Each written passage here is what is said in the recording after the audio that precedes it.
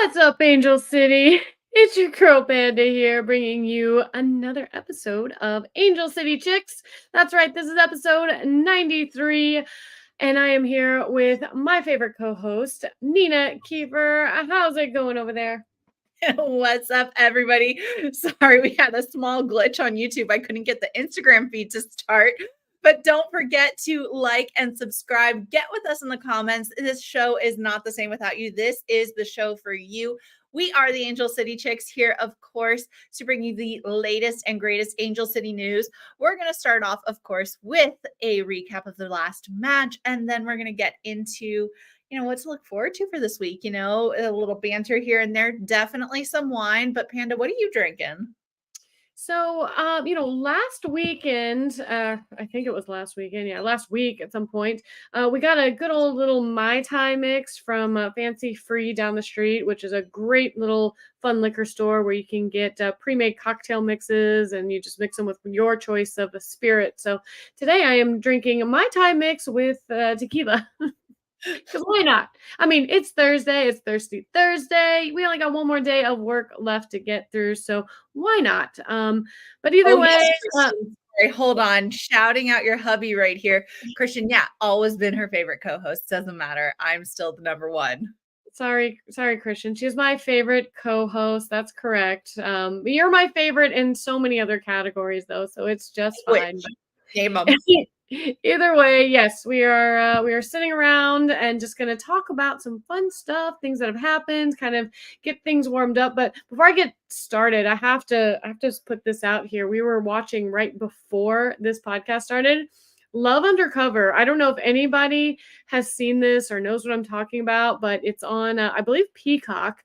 And it is 5 professional footballers. A lot of you probably know who they are if you're really into the soccer scene. They're all from England, Mexico, Turkey, Spain.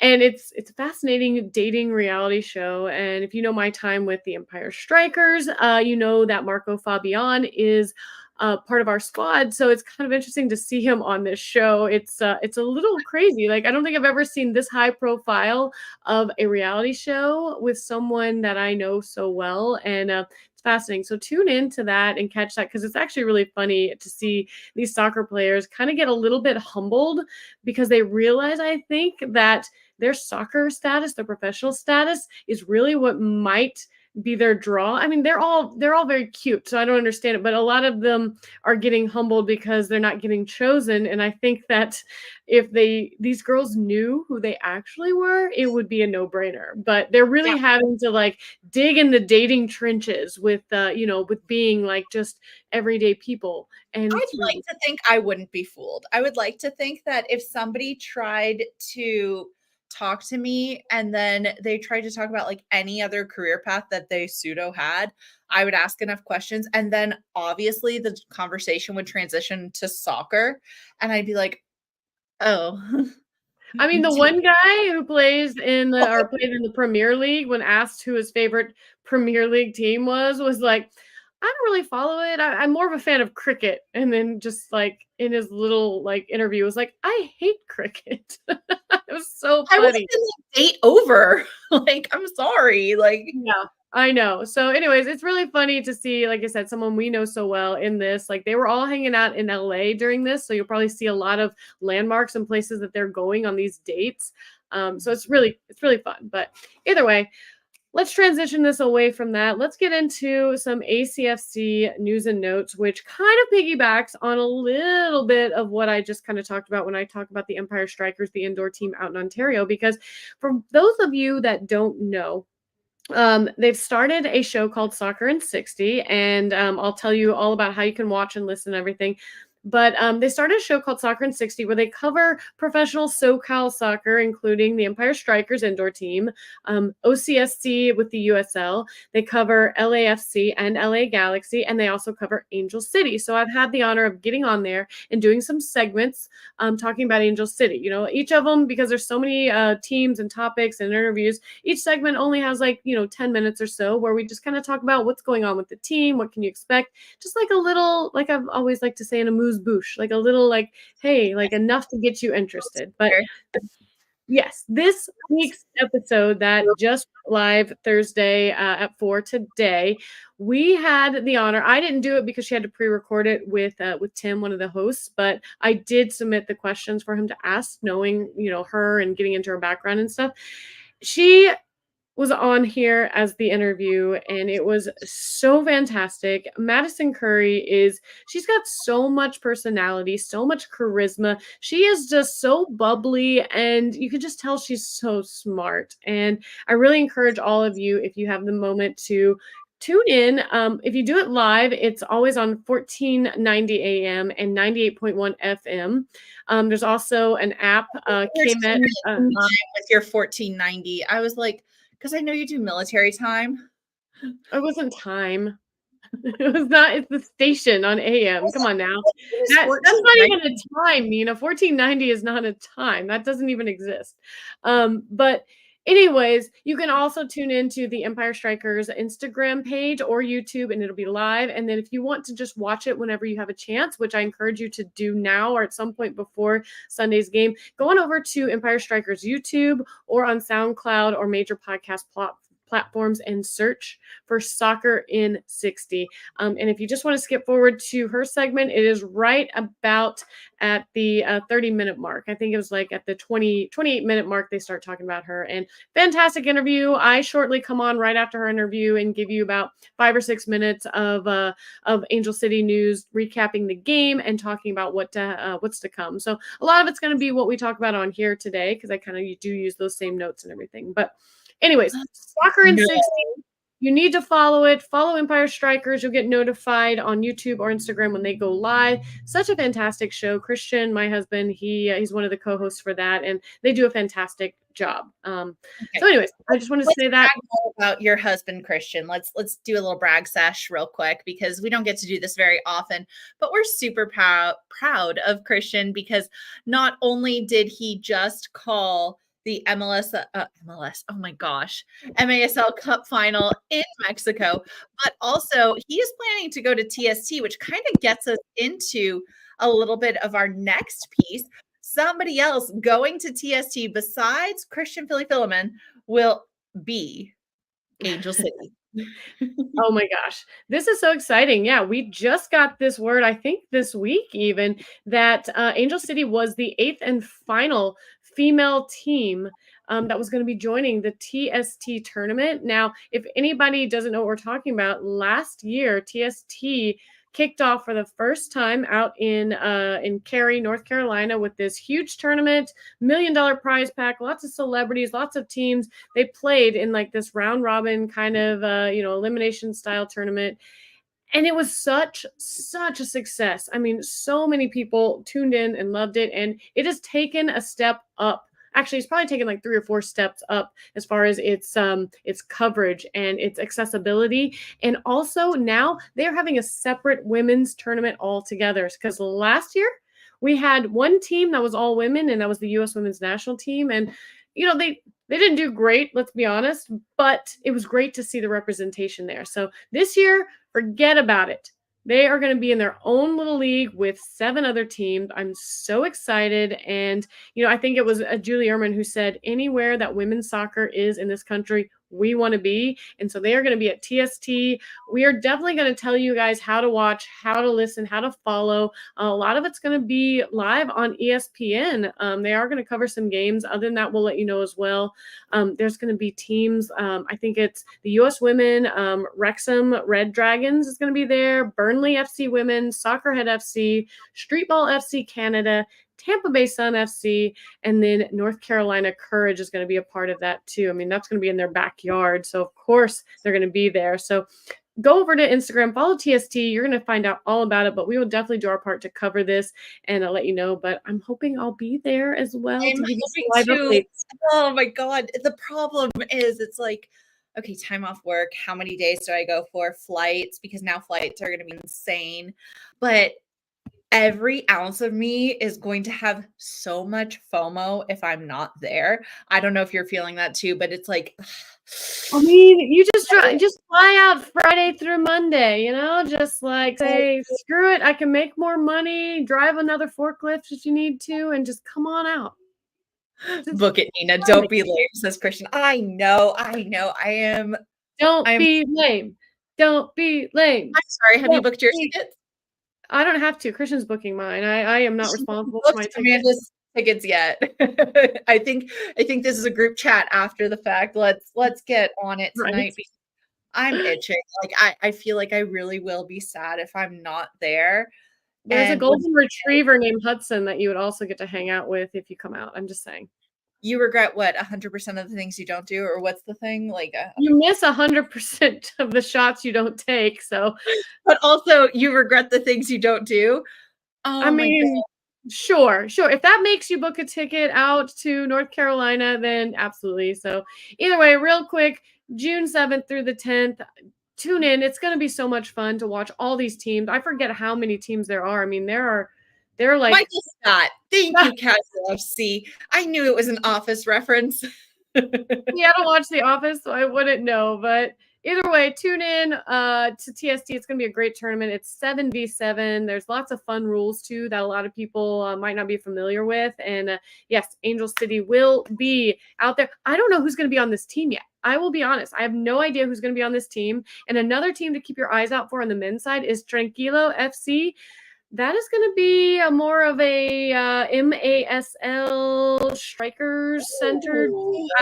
I can't say much more than that yet because I don't know the deets, but that's going to be a reason why Christian is actually heading out there. So keep your eyes on that. It's going to be a lot of fun, and I'm super excited for it. So Nina, come on, book your ticket. Come hang out with me. You know it's going to be the best time you've ever had. It would be so much fun. Your FOMO will kick in so hard while I'm sending you all this footage. Like, you don't even know. Like, just book it. Hi, please. Thank you. Bye. I have to switch my Saturday shift because I'm technically Saturday mate. You have plenty of time. The mall will survive. You might be sick. Oof. All right, guys. Yeah, all right, let's look at this for sure. All right, we'll figure this out later. No big deal. But I love this. I'm out though. Christian just pushed me out because, as he says here, and if you watched our episode with Casual FC, you know we're both clicking it. Stop clicking. This is for players with gloves. Yeah, that's right, Nina. So sorry. I'm sorry. We are off the rails today a little bit earlier than normal, but we'll get into it in a second. And as we talk about how we get into things, let's talk about how La Fortaleza is going to be getting into games, how we're going to be ramping up BMO and getting ready to start the matches. Now, we've been known for our 3-clap, which started with the U.S. Women's Olympic national team, Olympics teams, everything. And we would do, you know, right. we had our 3-clap. The 3-clap has a new iteration. You are seeing it all over social media this week. So we need to take this moment to let you know how that 3-clap is going to go. So you are ready for the next home game. Here we go. Give it up. ACFC, ACFC, ACFC. 1, 2. Oh! 1, 2. Volemos! Skirt up! Woo! I got you. That is now the official brand new iteration, revised edition of the 3-clap. Kind of made it our own. And you know, I like that. I like that we decided to take something that was kind of iconic, and you know, we're into our 3rd season now, so now it's time to kind of like, you know, start getting our own identity with things, and that's what they did with this. So practice it, go back, rewatch it, know what's going to happen. That should happen at the beginning of the game, and yeah, excited to hear BMO throw that out there. Make sure you bring your scarves so that you can do official scarves up with the scarf. That'd be great. Yes, and we're not going to give away too much for the next home match because we're going to save that till after our match recap. We still have a whole match to cover. We have stuff to talk about. You know, we had a whole win. We had a road win, Nina. So exciting. And those are big. Let's talk about the fact that the road win should really be 4 points. But we had a road win in Utah. And Utah, we know Utah Royals coming back after changes in ownership. They are back, and this is technically our first matchup against them. And I will take that. I love it when we can set history off on the correct foot and we can say, we will dominate you. I love that it was first round draft pick versus first round draft pick, with Alyssa Thompson versus Ali Sentnor. And I love that they were both involved in very crucial goals in this matchup. So, Nina, why don't you kick it off? Let's get into this. Let's cover this and tell everybody how it went. Absolutely. So as we kick off this match, Angel City does earn its third win in the last four matches and our second on the road in a 2-1 victory over the Utah Royals FC with goals from forwards Sydney Leroux and Claire Emsley. The Royals midfielder Dana Foderer scored the only goal for the home club.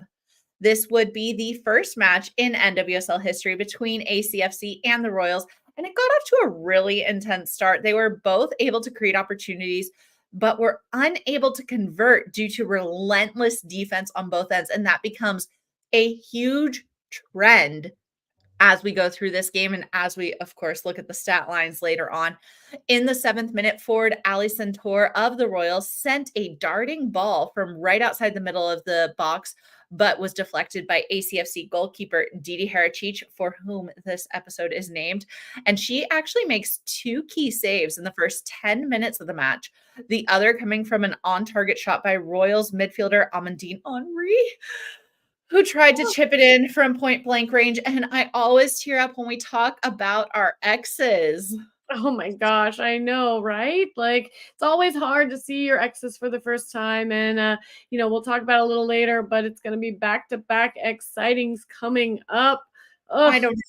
It's like when you see your ex for the first time, it's like, I'm good. Are you good? Are you doing well? I'm doing well. How are you? How are things? I hope you're doing well. I wish the best for you, except in these instances, we do not, unfortunately, at least for 90 minutes. Now, they did have a lot of chances. Thankfully, Didi was there. But on the other hand, ACFC, they were able to possess the ball 65.6% over the opening 15 minutes of the match.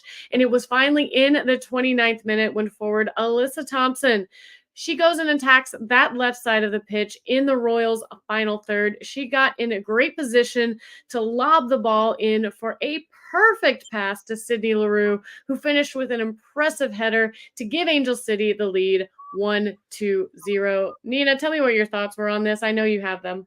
I'm like mind freaking blown, the connection. So we've talked in the past about the connection between Alyssa Thompson and Claire Emsley, where they just seem to be super connected. But in this instance, I rewatched Alyssa Thompson dribbling down the side. She picks her head up at the 18, dribbles another 10 yards inside before she crosses and doesn't pick her head up once more. She just kind of knew, we're crashing this box. Like, we're doing the thing. We're getting it done. Write it on the board. It's done. And I don't think it's just the fact that she and Leroux had like the hair pinned back in Leroux's braids. Like, don't even get me started. Super jealous, super cute. Holy cow, that connection. I think Leroux heard everything you said on the last podcast episode and was like, bet I'll connect with my girl. I mentioned something in the last episode where I forgot she was on the pitch, and I feel like this episode she really wanted to remind me that she was there, and she did it with an emphatic header. It almost crashed through the back of the net. It was with so much force. It was fantastic. She's tied with Carly Lloyd, I believe, as number 10 on the list of all-time goals, which is super impressive. Now, ACFC would keep the momentum moving forward in the 38th minute when, again, forward Alyssa Thompson, she forced a foul in the box, giving forward Emsley leverage to notch her third consecutive goal in the last 3 matches and her second penalty kick of the season by shooting the ball in the upper 90 of the goal. This makes Emsley the second in the NWSL Golden Boot race, right behind Portland Thorns' Sophia Smith. So she's doing some things, man. I am so proud of Emsley. And like I said, Alyssa Thompson just being a part of all of these opportunities. We'll get back to her in just a minute. Oh, we have to get back to her because she's doing stuff. She is making her name known. But Also working really hard in this game was Angel City's defense. And we've talked a lot about the defense over the last couple of episodes, but our defense is actually going to hold on to that 2-0 lead into halftime, stopping the Royals from scoring a first half goal, which they have actually done in 5 of their last 7 games this season. And, we talk about that 2-0. We talk about it a lot in soccer because that is a lot of times the kiss of death. But in this instance, we remained okay. But they did earn a second half goal. They came back in the second half with a vengeance. Federer was able to put them on the board after Centaur with a very accurate pass in the box, gave Federer the perfect opportunity to nail a shot and cut the lead down to 2-1 in the 56th minute.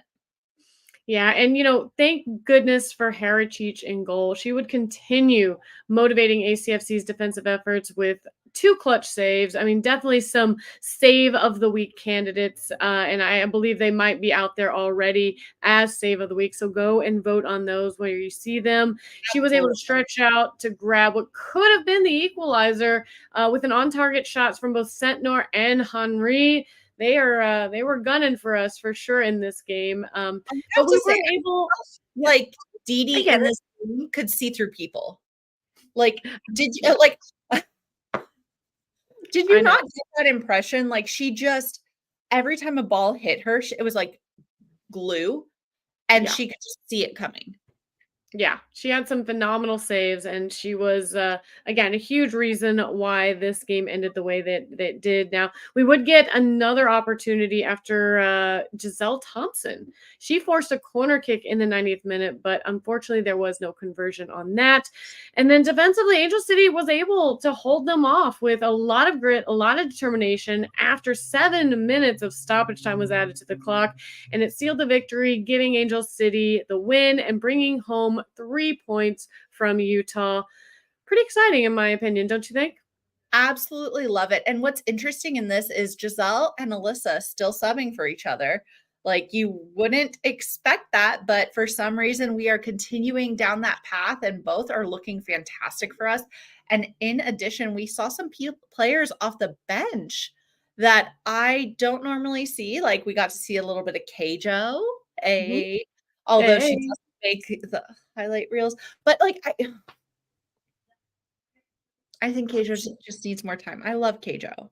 I do too. I like a lot of our players that just haven't quite seen the time. I mean, like Messiah Bright getting more time, and where's Le'Veon? She was such an important player for us last season. A lot of questions out there, but we'll see.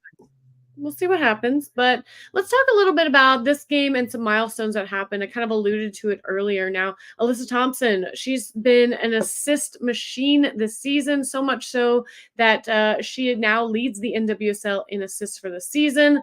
I was saying earlier, I wish that she also got an assist for any opportunity she creates where there is a goal directly off of a PK or a free kick, because she did that. She was there. She did that in this game. She's done it in previous games, and she's doing things. She's got her 3rd assist of the season and her 5th of her career. She is one behind Emsley for the actual club record, which I'll probably see her, scoot past that at some point. She's been doing so much to create opportunities. Now, another one is forward Sydney Leroux. We talked about this earlier. She had her 43rd regular season goal, and she is tied with Carly Lloyd for 10th. Angel City, they've scored in their last 6 NWSL games. So can we keep the momentum going? I want to see some multiple goal games. I just want to see them ramp up the offense. It's something we have said for season after season. Our defense has been solid, but offensively, we haven't been able to convert. And so we're starting to see that. They've scored in 3 consecutive regular season games. Let's keep it up. Let's get some scores on Sunday. And then finally, defensively, we've always been strong, and this is no exception this year. Angel City have held opponents scoreless in the first half in 5 of their 7 matches this season. So I think that they all know what needs to happen. They need to play that complete game. It doesn't matter if you hold them scoreless in the first half. If you don't play the second half with just as much intensity, things can change, a la Kansas City Current. So, yeah. So I was going to say, let's dig into some of these stats because I like to nerd out. Obviously, we won the game 1-2, but let's talk about some of the thing that surprises me most here. Utah Okay. Royals, 13 shots on target, 13 shots, 4 on target. We only had 5. Like, this tells you what a scrappy game it was and why, when we talk about it later, some of these quotes are like, oh, we sucked. Because we didn't attack. We had 5 shots with 3 on target. Possession just about equal. Passes just about equal. Pass accuracy still good in the 75th plus percentile. Fouls. Yeah. Something we Chippy. don't ever really see get into the 20s. Utah Royals with 21 and 2 yellow cards. We had 14 fouls with 4 yellow cards. So obviously our fouls were a little more intense, but 21 to break that 20 threshold is crazy to me. Like, that's high. Right, right. Yeah, definitely. And I mean, these next two stats definitely talk about the attacking end of things as well. I mean, they had 5 offsides. They were pushing forward. They were just not able to keep What? up with. I've I what? know. Yeah, exactly. Offsides, as it says on this graphic.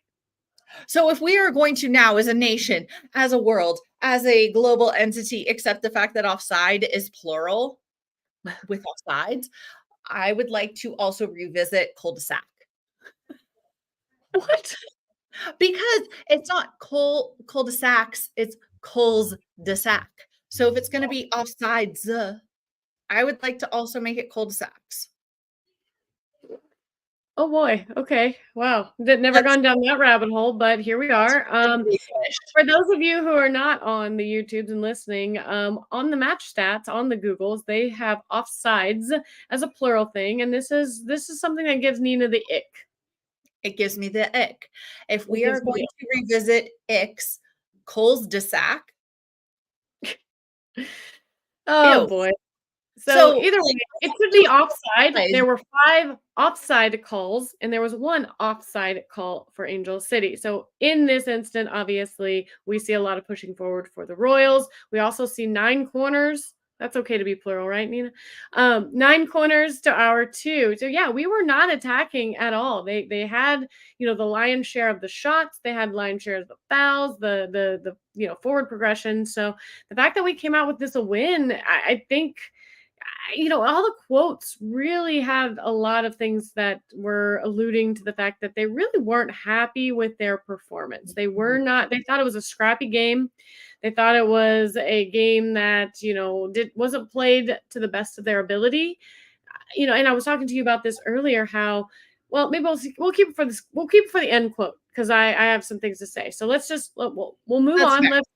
Let's pivot to a different thing. Let's talk about standings because standings as of Sunday after this game changed because we had midweek games. So the midweek games did change it a little. So let's talk about what's going on here because we are currently in 9th place, where I think we were up a little bit before some of these matchups, but we are currently sitting in 7th with 10 points, but we do have a game in hand to the top 6 people. So things could change a little bit if we bring home 3 points on Sunday. Do you have thoughts on what this table looks like currently, Nina? When we bring home 3 points. And so my pet peeve with the NWSL is the fact that this table fluctuates so drastically. I almost don't want to look at it until we are 3 games out.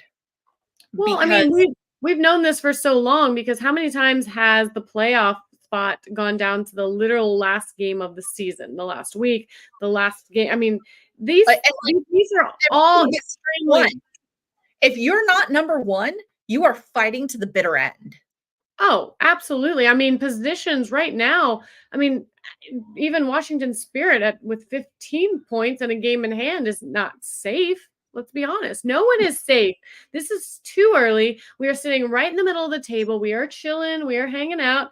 We are okay. We're in a good run of form right now. We started off a little rocky. We have done well these last few games. We have won. We are doing much better than the opponent we are going to be facing here on Sunday, which we'll get into in just a moment. But before we do that, we'll just put up this graphic one more time really quick. I want to talk about the Golden Boot race and what it looks like because we've got Claire Emsley. And that second spot tied with Chowinga right behind Sophia Smith, who has 7. So super exciting to have her up there. And I'm hoping she can And I'm not sorry. see more goals or what?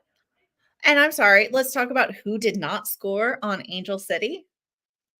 Chowinga did not score against us in that dumb game that we won 60% of. She didn't score on us. She So did not. So our defense held her down. They had to be creative. They had to find different ways to win. And, a team that's in first place is going to do that. And unfortunately it did. But I don't want to bring up old stuff. I want to move on. I want to look to the future. So let's go ahead and do that. Let's talk about the next game that's going to be happening on Sunday. Nina, what are we in for? yeah, I think we're in for a lot of excitement. I mean, I'm ready for this. We're going to be at BMO. It's Mother's Day. And, we're playing Houston Dash. It's going to be a 4:30 p.m. game. We are tailgating. We are going to have a good time. It is Mother's Day. My mama's coming. My daddy's coming. I'm super excited. My mama too. I mean, she's definitely my surrogate mother. So I'm happy to have her with me as well on Mother's Day since my mama's back in Indiana. So I'm glad I get to have your mama there with me. Oh, she considers you her own too. So Houston, though, the team we're facing 13th in the league with their only win coming from a 1-0 victory over Bay FC. They haven't won in their last 5 games. They have 3 losses and 2 draws, and it's going to be our first time against one of our exes. I can't. We were talking about exes again. Favorite ex on Mother's Day. It's almost as bad as Tyler Lucy, but I feel like we've gotten over her. It's Paige Nielsen coming home. She's going to get a warm welcome. She has to. Oh, I mean, absolutely. I think there's going to be a lot of fan support for her. A lot of people are going to come out, have their signs for Paige Nielsen. So it's going to be an interesting game. I mean, on one hand, we know Paige Nielsen, but she knows us. So it's going to be a great game. I do think it's a great opportunity for us to get 3 points. I feel like if we can't get 3 points at home against Houston, then it might be time to panic and worry. So this is a great opportunity for us. So if you don't have any plans on Sunday, come on out to BMO. It's going to be a great environment, a great matchup, and it's just going to be a fun day, a fun way to spend it with family. Bring your mama out. She would love it. I have no doubt. And if you cannot, like we said, it'll be on NWSL Plus and Bally Sports SoCal. I certainly recommend Bally Sports SoCal if you can, because NWSL Plus, for some of us, you have to stick your computer cord into your TV to be able to view it because it's a .com. I don't have the app because it's only on like Apple TVs and Roku's and stuff. Like you can't just download an app and put it up there. I don't know. If somebody knows something better than I do, please let me know. But we had to take our computer, find the website, stick it into the back of the TV, and watch it that way. Actually, that's the middle century. Like not that hard. You just plug it into the HDMI port and soccer. I don't know. I had to pick up my rotary phone and call somebody for assistance. I'm sorry. Did you hear it dial up as you went? Come on. It was like, and then I asked Nina not to call me during so that it wouldn't kick me off. All right. So as far as Angel City is concerned, that's what's going on. That's all we really have for them. Thankfully we just did this a week ago, so we don't have a stockpile of information to give you.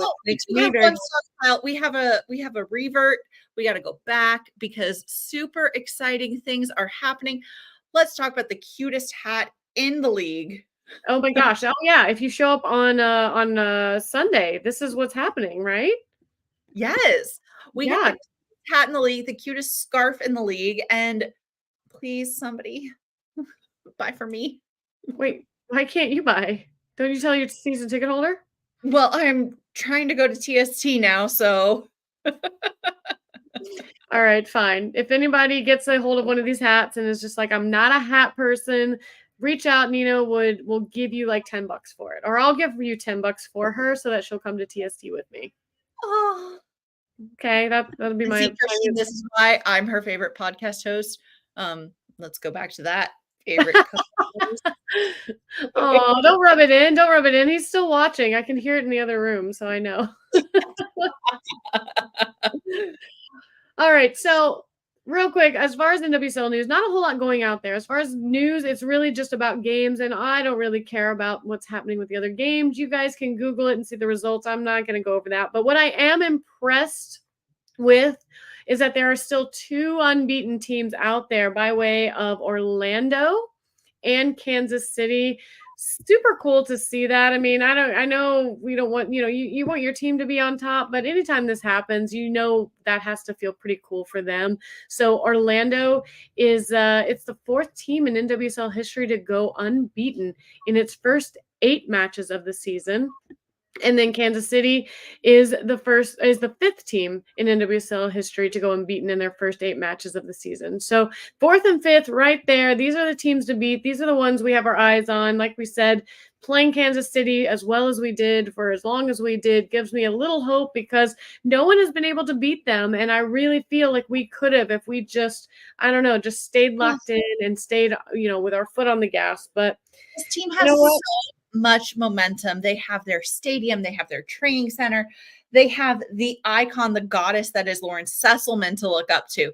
Like, they've got Vlatko, who's clearly wants to prove something as well. They've got Freya Coombe on their coaching staff, so they have a lot of things going for them right now. So I'm curious to see which team is going to be the one to derail them from this little throne they're on as well. But hey, don't sleep on Orlando Pride because clearly they're out there doing some amazing things as well. So, and also another team we don't want to sleep on is Gotham. I mean, I was watching some things on them. Like we were all afraid of them in the off season with what they did in the moves, and I don't think they really gelled very much in the beginning. And I think they're starting to get there. So that's a team I would keep your eyes on as well as they start to get some momentum and some teamwork, cohesiveness really developing with them as well. So either way, enough about them. Let's bring it back to us. Nina, we always end this with a quote. Let's talk about what we have stuff to say about. Like, this isn't just a quote. This is a quote. We want to talk a little bit about this quote. Yeah. So we do like to sign off with a quote and then excuse our banter. Becky Tweed says, "The league is about momentum and it's about picking up points on the road. When you pick up points despite performance, you have to take positives from that." Ooh, you and I have differing views on this. So yeah, we do. You think a win is a win, a loss is a loss, and that's it. Cut and dry, black and white. So no, not black and white. Yes, it is. Think wins are black and white, and losses can sometimes feel like wins or like feel like shit. Great. Now we have to put this on Apple with a disclaimer that you use profanity. Thanks, Nina. You use one swear, you use them more. Okay, so what we were debating prior to this was I think that there are so many games out there that sometimes you can win, feels like a loss. And I think there are games you can lose. And it does feel like a win because I think there's a lot you take from it. I think that you don't go home with your tail between your legs. You don't feel like you've been like completely defeated. Like I think in the case of Kansas City, I think that for 70 minutes, 70% of that game, that was our game. We were winning that. I think that you go home with that. You don't put your head down. You go, oh my gosh, for 70 minutes, we were winning that game. We won 70% of that match. And I think that's a positive thing. I think games like Utah Royals, I think a team that if we were really as good as we should be, it shouldn't have even been a question. We should have really kind of dominated them, but we didn't. You look at the stat line. It looked, other than the scoreline, it looked kind of like a loss. We weren't taking the shots. We weren't really being, super aggressive. I don't know. I feel like they looked at this game and went, wow, thank God we won. And I know we've always said, oh, it's better to be lucky than it is to be good. But I'm sorry, being good is in your control. Luck is not. They got lucky in that game that they won. I don't know that we were much better than them. And I would rather be good than lucky because we can control those games and we can come into them and we can win. And I think against Kansas City, even though we lost, I think we were good. I don't think we were unlucky, but I think that we just took our foot off the gas, and for 30% of the game, we were not good. So, yeah, I like your logic. You're definitely logical. I don't disagree with anything you're saying. I don't know. I celebrate luck as equally as I celebrate talent. I don't, because at some point luck runs out. If you're good, you're good. You can keep going and build off that. Oh, I don't like I- that. You don't like it because I'm right, and now you have to go home and go, crap, you're right. I'm already home, and now you said a swear. Crap, that's not a swear, Nina. That's totally a swear. We'll ask my mama on Mother's Day. Oh, if that's a swear, then you know what else I wasn't allowed to say growing up? I don't want to know. I wasn't allowed to say the word fart. No. It was a bad word. So I guess it's all relative. It's all subjective. You know, some people it's used as a filler word, and others it's like, wow, you're probably going to spend your life in down there if you say the word. Sorry. Well, shout out to the best mothers in the world, Cindy and my mama Valerie. We love you both very, very much. And well, yes, I have to say, and Rodica, Christian's mother as well. Yes, definitely have to shout her out. You know, those are our mamas, and those are the ones that are like really taking care of us and being role models for us. Carol, we love shout out you. to all the mothers as well. If you're out at the tailgate on Sunday, please stop by. We'll give you a little bit of our sangria because we want you to have a nice, happy day as well. But aside from that, I think it's time to cut it out. I think we did a lot in 40 minutes, and people have better things to do on a Thursday night than listen to us ramble. Do you have anything else to say? Bye.